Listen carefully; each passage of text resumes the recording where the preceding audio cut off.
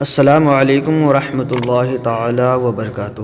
کیا فرماتے علماء دین مفتیان شرعی متعین مسئلہ دل کے بارے میں؟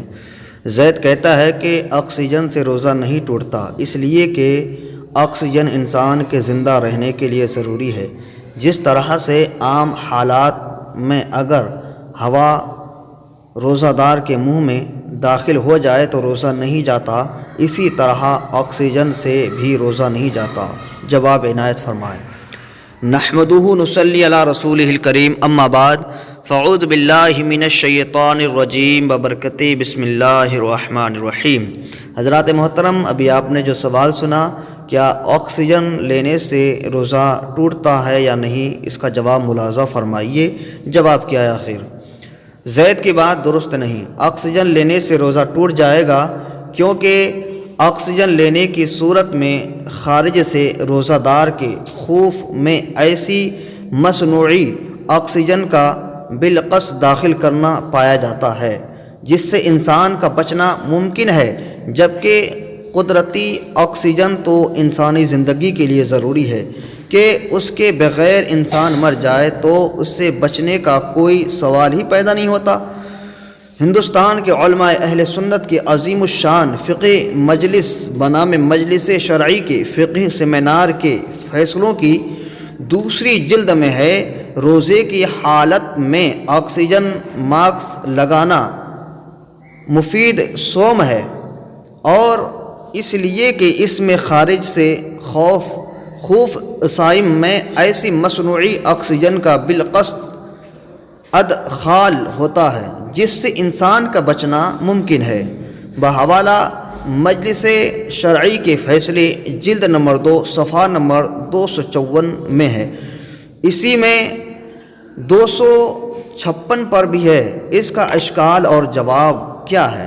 یہاں ایک سوال یہ پیدا ہوتا ہے کہ ہوا تو گیس کا مجموعہ ہے جس میں 78% نائٹروجن گیس، 21% آکسیجن اور 1% دوسری گیس ہوتی ہے۔ جب مریض کو آکسیجن کی ضرورت پڑتی ہے تو ہوا سے اس کا کام نہیں چلتا، کیونکہ اس میں 21% ہی آکسیجن ہے، تو اس کو سلنڈر سے مصنوعی گیس دی جاتی ہے جس میں 60% آکسیجن اور 40% نائٹروجن گیس ہوتی ہے، اور دوسری گیسوں کو اس سے بالکل الگ کر دیا جاتا ہے۔ لہذا جب کھلی ہوا میں انسان سانس لینا مفید صوم نہیں ہے تو آکسیجن ماسک لگانا بھی مفید صوم نہیں ہوگا، کہ یہ بھی وہی قدرتی ہوا ہے، بس فرق صرف اتنا ہے کہ اس میں آکسیجن کی مقدار بڑھا دی گئی ہے۔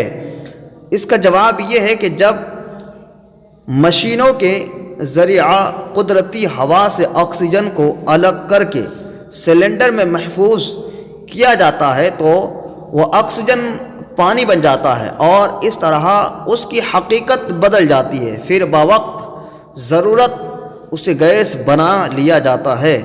تو آکسیجن ماسک کے ذریعہ جو آکسیجن اندر جاتی ہے وہ مصنوعی آکسیجن ہے، وہ نہیں جو کھلی فضا میں سانس لینے میں اندر جاتی ہے۔ قدرتی ہوا سے بچنا ممکن نہیں، اس لیے کہ اس سے روزہ فاسد نہ ہوگا، اور مصنوعی گیس سے بچنا ممکن ہے کہ بندہ اسے قصد اختیار سے خوف میں داخل کرتا ہے، لہذا اس سے روزہ فاسد ہو جائے گا۔ حضرات محترم، اس سے ہمیں پتہ چلا کہ جو آکسیجن گیس ہے تو وہ مشینوں کے ذریعہ جو ہے اندر جاتا ہے، اور جو ہوا ہے اور یہ باہر کی آکسیجن، یہ تو انسان کے لیے ناممکن ہے بچنا اس سے، کہ اس سے روزہ فاسد ہوگا ہی نہیں، کیونکہ انسان کے لیے سانس کا لینا اور سانس میں جو لیا جاتا ہے جو وہ قدرتی ہوا ہے، اس میں کوئی بناوٹ یا کسی مشین کے ذریعہ اندر نہیں لیا جاتا، بلکہ یہ قدرت کے نظام سے جو لیا جاتا ہے۔ اور جو آکسیجن ہے اس میں نائٹروجن گیس وغیرہ اور دیگر گیسوں کو ملا کر کے یہ تو فضا سے ہی بنا جاتا ہے، لیکن اس میں گیس ملایا جاتا ہے اور پھر اس کو آکسیجن لینے کے لیے مشینوں کا ذریعہ سے آکسیجن لیا جاتا ہے، اس وجہ سے اس سے روزہ فاسد ہو جائے گا، روزہ ختم ہو جائے گا، اور جو قدرتی ہوا ہے بنا ممکن انسان ویسے بھی جی نہیں سکتا اور روزہ اس سے فاسد بھی نہیں ہوگا۔